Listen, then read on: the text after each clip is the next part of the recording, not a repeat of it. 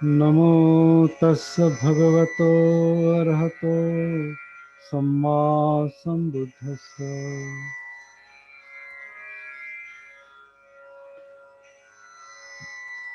धम्मपद और सती साधना, इसके अंतर्गत हम धम्मपद का साधनानुरूप अवलोकन कर रहे हैं, सती साधना के अनुरूप। और उसमें आज हम यमक वग्गो का जो दूसरा यमक है, दूसरी दो गाथा, दूसरी जोड़ी, यानी तीसरी और चौथी गाथा, इस पर हम थोड़ा विचार करेंगे। पहले मैं यमक वग्गो की दो गाथाएं पठन करता हूँ, उसका अनुवाद भी देखेंगे और फिर उस पर हम थोड़ा चिंतन करेंगे। अक्कोचिमं अवधिमं अजिमं आहासिमे एचतं उपनयन्ति वेरं ते संग सम्मति। अक्कोचिमं अवधिमं अजिमं आहासिमे एतं उपनयन्ति वेरं ते सुपसम्मति। इन गाथाओं को फिर से सुनेंगे। अक्कोचिमं अवधिमं अजिनिमं आहासिने एचतं उपनयन्ति वेरं ते संग सम्मति। अक्कोचिमं अवधिमं अजिनिमं आहासिने एतं न उपनयन्ति वेरं ते सुखसम्मति। इनका अर्थ पहले देखेंगे। उसने मुझे डांटा, उसने मुझे मारा, उसने मुझे जीत लिया, उसने मेरा लूट लिया। जो ऐसा मन में बनाए रखते हैं, उनका बैर कभी शांत नहीं होता। उसने मुझे डांटा, उसने मुझे मारा, उसने मुझे जीत लिया, उसने मेरा लूट लिया। जो ऐसा मन में नहीं बनाए रखते हैं, उनका बैर शांत हो जाता है। तो इस तरह का ये यमक है, दो गाथाएं हैं। जैसे कि हमने पहली दो गाथाओं में देखा है, मन सभी धर्मों का, सभी मनोधर्मों का मूल है। मन ही मुख्य है। जैसा मन है वैसा हमारा वर्तन और वाणी है। मन अगर दूषित है तो हमारी वाणी और कर्म यानी वर्तन दूषित होगा, उसका परिणाम दुख होगा। मन अगर शुद्ध है, दोष रहित है, तो हमारी वाणी और वर्तन दोष रहित रहेंगे, उसका परिणाम सुख होगा। तो सुख और दुख जो है वो मन के दूषित या शुद्ध होने पर निर्भर है। इस तरह का उसका अर्थ हमने पहली दो गाथाओं में देखा था। उसी के अनुकूल अभी इस पर विचार किया जा सकता है कि मन दूषित होने का और दोष रहित रहने का एक तरीका, एक परिस्थिति ये भी है कि इस तरह के जो विचार चलते हैं मन में कि उसने मुझे डांटा, अक्कोछि मतलब डांटना, आक्रोशित करना, अपमानित करना, इस तरह का उसका अर्थ है। अलग अलग अर्थ अलग अलग अनुवादकों ने किए हैं। लेकिन इसमें से एक एक बात सरल है कि उसमें जो सामने वाला जिसके मन में हमारे बारे में द्वेष है, हमारे बारे में उसके मन में कुछ कटुता है, इतनी कटुता है कि हमें वो डांटता है, अपमानित करता है, आक्रोशित करता है, हमें मारता है, जीतने की कोशिश करता है, मतलब हराने की कोशिश करता है हमें। वो उस तरीके का बर्ताव करेगा। लेकिन हम अगर उसके बर्ताव को लेकर हम अपने मन में इस तरह का उपनयंती उपनयंती मतलब क्या है कि बार बार वही सोचना, बार बार मन में गांठ बनाना। उपनयंती मतलब मन में निरंतर मन में वो वही बात चलना और निरंतर उसकी गांठ मन में बांध कर रखना कि उसने मुझे मारा, उसने मुझे अम, डांटा, उसने मुझे जीत लेने की कोशिश की,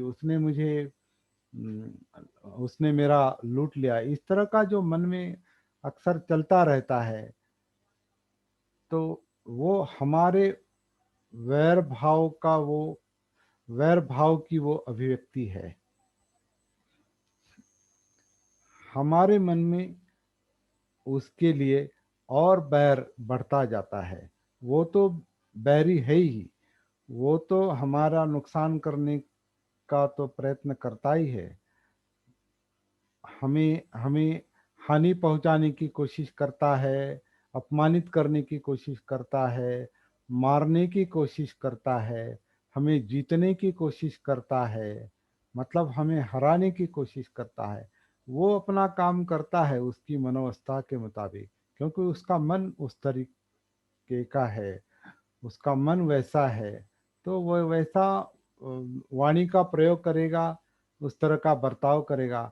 लेकिन हम अगर वही बात मन में निरंतर बनाए रखेंगे, निरंतर मन में वही वही भावनाएं, वही विचार, जितने देर तक, जितने दिनों तक, जितने सालों तक वो मन में चलता है कि उसने ऐसा किया, उसने वैसा किया, ऐसा नहीं करना चाहिए था, तो वो जो भाव है उसके बारे में, वो हमारे मन का बैर जो है, बैर भाव जो है, वो बनाए रखता है और उससे हमें तकलीफ होती है। उसके बर्ताव के कारण तकलीफ नहीं होती। हम जो मन में वो बात बार बार लाते हैं, हालांकि हम नहीं लाते, मन का स्वभाव है वो। मन जो उस पर ध्यान करता है, इन बातों पर ध्यान करता है, उसने मुझे मारा, उसने मुझे लूटा, उसने मेरी जीत लेने की कोशिश की, उसने मुझे हराने की कोशिश की। ये मन मन इन बातों पर, इन विचारों पर, इन भावनाओं का अक्सर ध्यान करता रहता है। और जितने दिनों तक ये चलता रहता है, उतने दिनों तक हमारे मन में वो बैर भाव पनपते रहता है, बढ़ता रहता है। और उसका परिणाम हमारे मन पर होता है, शरीर पर होता है, और वो दुखदायक परिणाम होता है, यातनादायक परिणाम होता है। इसका मतलब ये है कि हमारे दुख का जो कारण है वो हमारे मन का स्वभाव है, मन की धारणाएं हैं, मन के ध्यान है, मन मन के बार बार उसकी पुनरावृत्ति करना है, उसका रिपीटेशन करना है, मन में धारण करना है कि उसने मुझे डांटा, उसने मुझे अपमानित किया, उसने मुझे आक्रोशित किया, उसने मुझे मारा, उसने मुझे जीत लेने की कोशिश की, जीत लिया, हराया। तो ये किसके मन में चलता है? जिसके मन में चलता है उसे वो तकलीफ होगी। तो ये गाथा बहुत सरल बात बता रही है कि जो मन में धारण करेगा, जो मन में वो बार बार उसकी पुनरावृत्ति करेगा, जो मन में उस विचारों की, भावनाओं की गांठ बांधेगा, डांटा मारा हराया जीत लिया, डांटा मारा हराया जीत लिया, तब तक मन में, जब तक वो मन में गांठ है तब तक वो बैर भाव रहेगा, तब जब तक वैर भाव रहेगा तब तक वो बैर भाव मन को दुख देता रहेगा और हम दुख भोगते रहेंगे। बहुत सरल बात है, कार्य कारण भाव है। और इसके विरुद्ध कहा है, अगर कोई इस तरह का पुनः पुनः विचार नहीं करता, इस तरह की मन में गांठे नहीं बांधता कि उसने मुझे डांटा है, मारा है, हराने की कोशिश की है, जीतने की कोशिश की है, मुझे हानि पहुंचाने की कोशिश की है, इस तरह का जो जितना मन में विचार चलता है, उस पे अगर वो मन काबू कर सकता है, उसको, उससे अगर मन मन उसको छोड़ता है, लेट इट गो करता, मतलब छोड़ देता है, जितना जितना छोड़ता है उतना उतना वो दुख से बाहर आता है, दुख मुक्ति में आता है, मतलब सुख में आता है। तो दुख मुक्ति का जो ये दुख मुक्ति की ये जो साधना है, निब्बाण की जो साधना है, तनाव मुक्ति की जो साधना है, डर की डर मुक्ति की जो साधना है, वो बिल्कुल सरल है। मन को समझ लेना चाहिए, मन का स्वभाव, मन की छटपटाहट समझ लेनी चाहिए, उसका भान चाहिए, उसकी सती चाहिए, उसके प्रति जागृति चाहिए।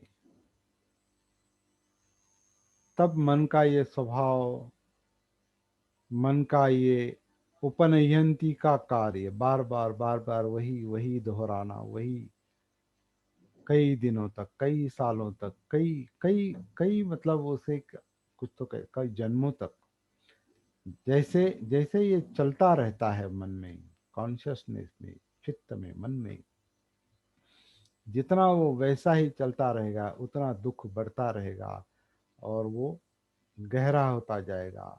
उसका असर मन पर तो होता ही है, उसका असर हमारे शरीर पर होता है, और फिर कई सारे उसके परिणाम जो है, कई सारी बीमारियां जो है वो उसी के कारण उभर आती है।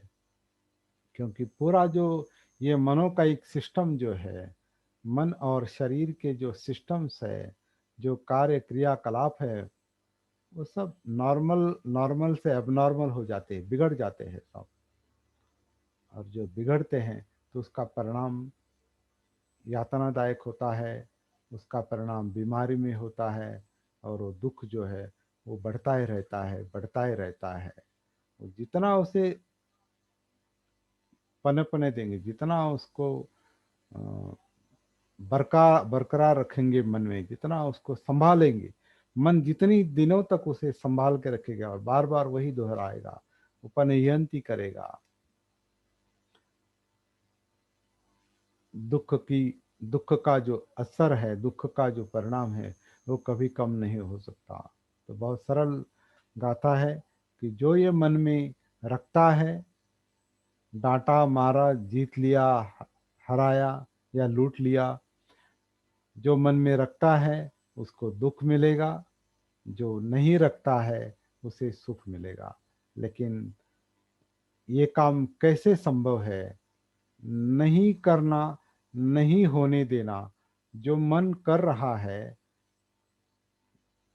जो मन इन बातों का ध्यान कर रहा है, वो बार बार वही बात कर रहा है, रिपीटेशन कर रहा है, तो उसको उससे बाहर लाना कैसे संभव है? तो बुद्ध की जो शिक्षा है कि जागृति की साधना करो, सती की साधना करो, मन को पहचानो, मन के कार्य को पहचानो, लेकिन मन के कार्य को पहचानने के लिए मन कहाँ है वहां तक पहुंचना जरूरी है। और मन किस कारण प्रदूषित होता है उस चित्त तक पहुंचना जरूरी है। उसके जो सुख दुखदायक परिणाम है वो परिणामों तक मतलब वेदनाओं तक पहुंचना जरूरी है। तो ये जो वेदना चित्त और मनोधम्म है, मन की विचार प्रक्रियाएं हैं, ये सब इस काया में चल रहा है, इस शरीर में चल रहा है, इस जीवन में चल रहा है। तो इसे पहले महसूस करना, इसका एहसास होना कि ये शरीर है और शरीर में ये फीलिंग्स है, वेदनाएं हैं, वेदनाओं का कारण चित्त है, ये चाहिए वो नहीं चाहिए, ये चाहिए वो नहीं चाहिए, लोभ और द्वेष, और इसके मुताबिक जो विचार प्रक्रिया चल रही है या विचार प्रक्रियाओं के मुताबिक जो चित्त निर्माण होता है, चाहिए नहीं चाहिए, यहाँ वैर भाव नहीं चाहिए, ऐसा नहीं चाहिए, मुझे डांटा ऐसा नहीं चाहिए, मुझे मारा ऐसा नहीं चाहिए, वो एक बार होता है। डांटने का काम एक बार होता है या अपमानित करने का काम एक बार कोई करता है, मारने का काम एक बार कोई करता है, आपको हमको जीतने का काम कोई एक बार दो बार करता है, हमें हराने का काम एक दो बार करता है। लेकिन मन में जो चलता है वो कई बार चलता है, कई बार वो जो जो जो थिंकिंग प्रोसेस है, जो प्रक्रिया है, जो भावना है, वो कई कई बार वो रिपीटेशन होता है उसका, उसी का ध्यान चलता है, उसी को बार बार दोहराया जाता है। उपनयंती बार बार होता है वो। उपनयंती शब्द बहुत इम्पोर्टेंट है। इसका मतलब मन में धारण करना, मन में रखना, हमेशा मन में चलते रहना।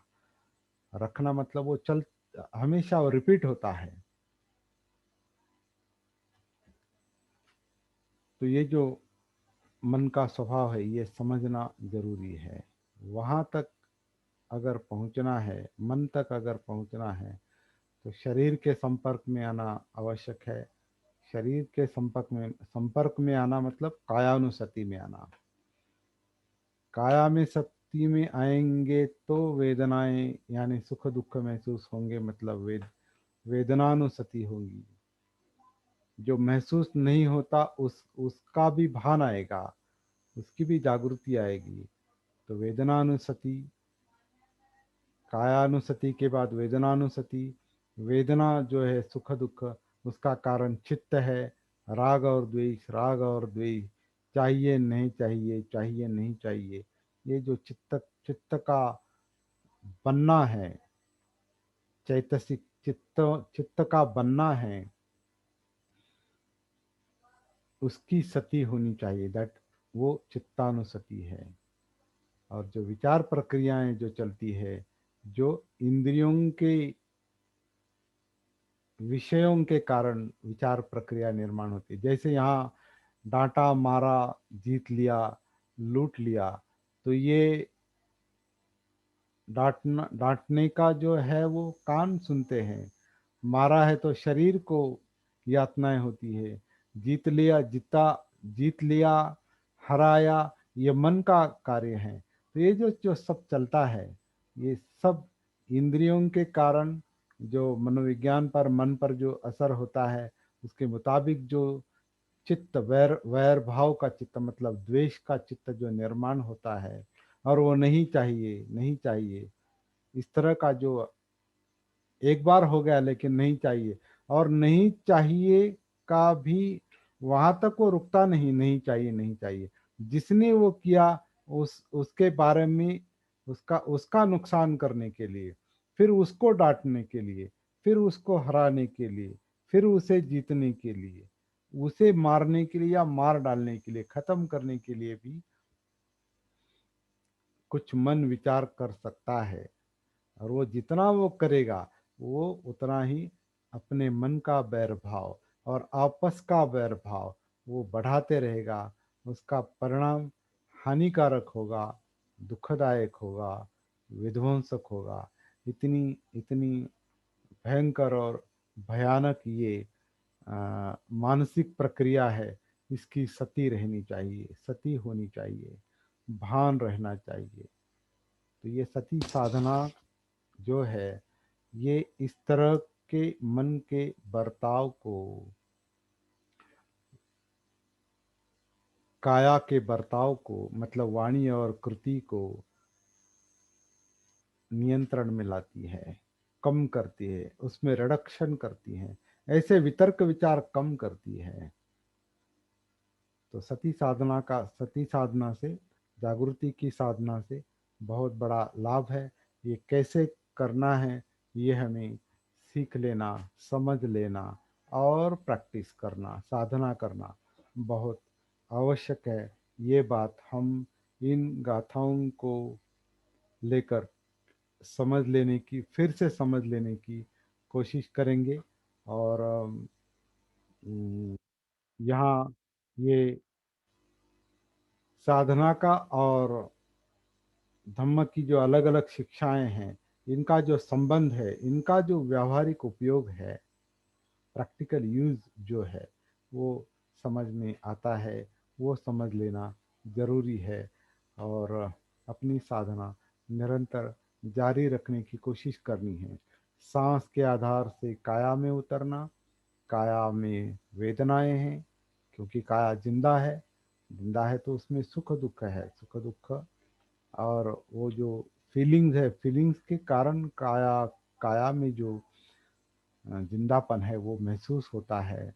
और उस फीलिंग का कारण का फीलिंग फीलिंग जो है, जो वेदनाएं जो है, तो सांस से काया में, काया से वेदनाओं में, मतलब अनापान सती से कायानुसति में, कायानुसति से वेदनानुसति में, वेदना वेदनाओं का जो कारण है वो चित्त है, वो चित्तानुसति। और फिर जो चित्त क्रिएट होता है, या चित्त के कारण जो मनोधम्म क्रिएट होते हैं, वो धम्मानुसति। इस तरह से हमारा सती का पठान जो है, प्रस्थान जो है, वो चलते रहना चाहिए। और इस तरह की जो वैरभाव की बात है, या और कुछ जो विकृतियां हैं, और जो कुछ जो विकार है, वो हम एक एक करके इन गाथाओं के आधार से और दूसरी शिक्षाओं के आधार से हम देखने की कोशिश करेंगे। फिलहाल इतना ही समझ लेना आवश्यक है कि सती साधना जो है, वो इस काम के लिए बहुत बेसिकली वो इम्पॉर्टेंट है, वो बेसिक बात है। जब तक सती नहीं, जागृति नहीं, आत्मभान नहीं, तब तक इन पर काम करना असंभव है। ये बात आज हम समझ लेंगे, यहाँ पर हम रुकेंगे। आगे चलकर हम अगली दो गाथाएं, अगला यमक हम देखेंगे। और तब तक के लिए हम यहाँ रुकते हैं। जय भीम, नमो बुद्धाय।